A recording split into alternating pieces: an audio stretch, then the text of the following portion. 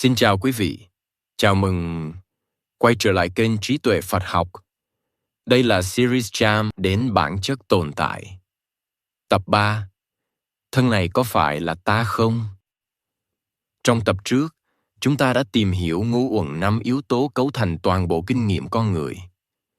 Thay vì một cái tôi cố định, Đức Phật chỉ ra rằng con người chỉ là sự vận hành của xác, thọ, tướng, hành và thức. Hiểu được điều này là bước đầu để tháo gỡ ảo tưởng về bản ngã. Khi nói đến con người, điều đầu tiên chúng ta nghĩ tới gần như luôn là thân thể. Ta chỉ tay vào thân này và nói, đây là tôi.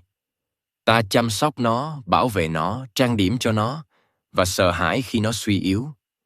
Trong đời sống thường ngày, thân thể dường như là phần hiển nhiên nhất của cái tôi. Nhưng chính vì quá hiển nhiên, ta hiếm khi đặt câu hỏi, thân này thật sự là gì?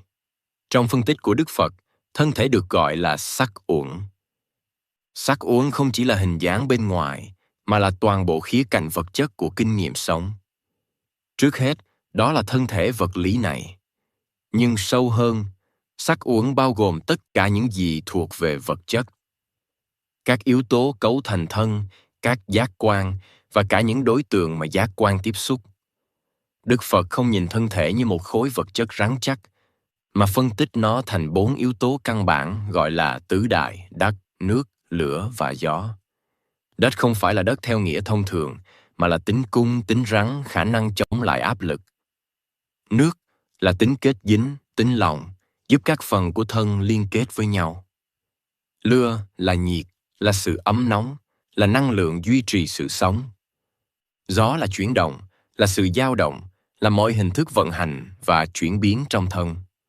Khi nhìn thân thể theo cách này, điều ta gọi là thân tôi không còn là một khối thống nhất, mà là một tập hợp các tính chất vật lý đang vận hành cùng nhau. Không có yếu tố nào trong đó tự nó là tôi. Không có phần nào tồn tại độc lập, tự chủ hay bất biến. Không chỉ thân thể, mà các giác quan cũng thuộc về sắc uẩn. Mắt, tai, mũi, lưỡi, thân, tất cả đều là những cơ quan vật lý.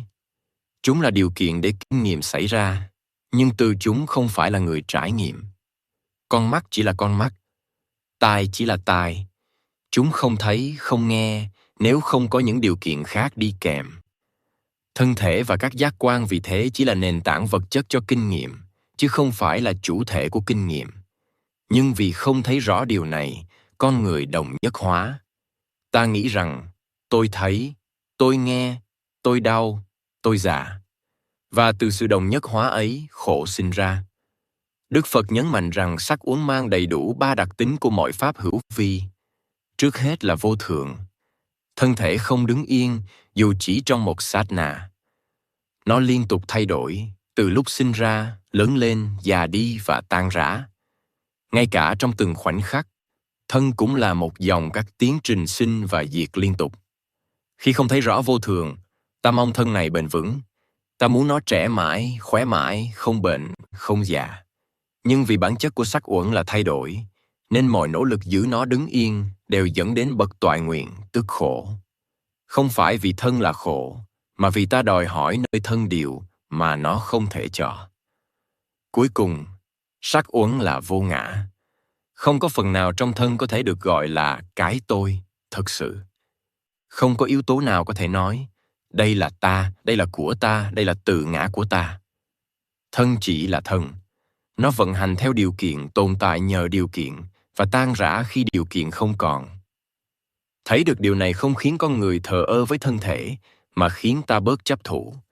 Ta vẫn chăm sóc thân, nhưng không còn xem nó là bản ngã. Ta vẫn bảo vệ sức khỏe, nhưng không còn hoảng loạn khi thân thay đổi. Từ sự thấy đúng ấy, một khoảng tự do nội tâm bắt đầu mở ra. Nhưng sắc uẩn chỉ là phần thô nhất. Ngay cả khi đã bớt chấp thân, con người vẫn còn bị trói buộc sâu sắc hơn bởi những gì diễn ra bên trong. Cảm giác, cảm xúc, vui buồn, dễ chịu hay khó chịu. Và chính ở đó, sự bám chấp thường tinh vi và mạnh mẽ hơn rất nhiều. Trong tập tiếp theo, chúng ta sẽ đi vào thọ uẩn và tưởng uẩn, để thấy vì sao cảm xúc và nhận thức lại có sức chi phối mạnh mẽ đến vậy.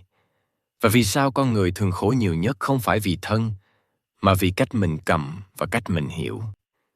Xin cảm ơn quý vị đã đồng hành cùng kênh Trí Tuệ Phật Học. Xin chúc quý vị luôn mạnh khỏe, an nhiên giữa đời thường. Hãy nhấn like và subscribe kênh để không bỏ lỡ những nội dung hữu ích tiếp theo nhé.